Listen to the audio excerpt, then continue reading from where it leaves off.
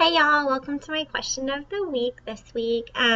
So the question this week is from Rachel in LA. She asks, I'm new to cooking and I know that there are many substitutes I can use to make meals healthier, but I'm nervous about straying too far off from the recipe.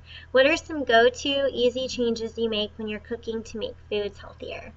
That's a great question, Rachel. It's something that definitely I have dealt with. I love to cook, but I'm not great at it. It has been a huge learning process for me. I love to experiment, but I've definitely had a couple of things that I've made that have turned out, and I'm like, whoa, that was not what I was expecting to come out of that. So it does take practice, but at the same time, I understand that cooking does take a lot of time and it takes money, so it's something that you want to get right.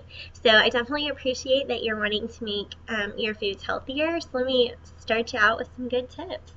The first thing that I do is anytime that I'm cooking an egg or sauteing vegetables or anything like that, I always use a cooking spray like Pam instead of olive oil or butter. And I know that a lot of people think that maybe it tastes better if you're using an olive oil or cooking spray, but I really can't tell a difference, and you save a lot of fat. So to me, I think that's the better way to do it.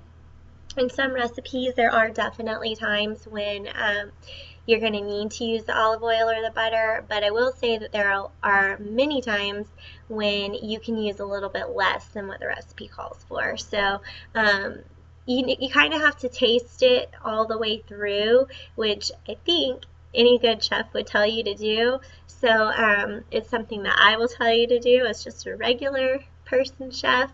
Taste your food as you go each step, and that'll help you tell if you need more or less of something. Another thing is I like to use more vegetables than meat. So if I find a recipe that incorporates a lot of meat and either no vegetables or just a little bit of vegetables, I'll just kind of find a way to sneak the veggies in. So it could be something like maybe a lasagna, and it calls for 2 cups of ground beef. I might do 1 cup of ground beef and a cup of fresh vegetables and just throw them in there. Or sometimes I'll do no beef and all vegetables. It just kind of depends. But it saves you on the calories. And to me, I'm just more of a veggie fan. And I know everybody's not like that, but if you are, feel free to substitute the two. They go pretty much hand in hand. Another thing is a lot of times I'll use vegetables as noodles. So you probably heard me talk a couple weeks ago about how I use spaghetti squash as spaghetti a lot of times. I'll also cut up um, zucchini or like a squash really, really thin, and you can use that as a noodle for a lasagna. So another thing is cheese. Cheese is a big, big thing to me. It's very near and dear to my heart. I love cheese. But it's very, very high in fat. And back in the day, I used to use the low-fat cheeses. I would only ever buy low-fat cheese, and I just never really felt like super satisfied with that. So I've started instead the past couple years, I'll just buy a really good, high-quality, regular fat cheese, and I'll just use less of it. It tastes better. I feel like you get a better product out of it. Something I recommend.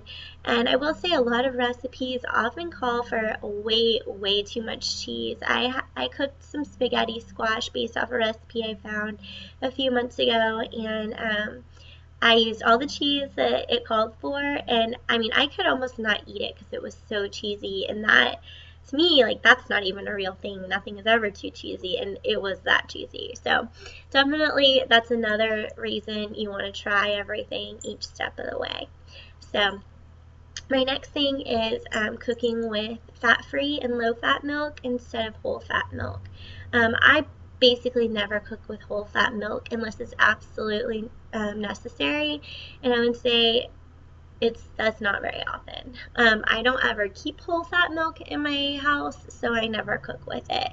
I cook with what I have as much as possible. So it really doesn't make much difference if you substitute them. You just do a cup for cup, and it might be a tad more watery, but nothing really detrimental to your recipe.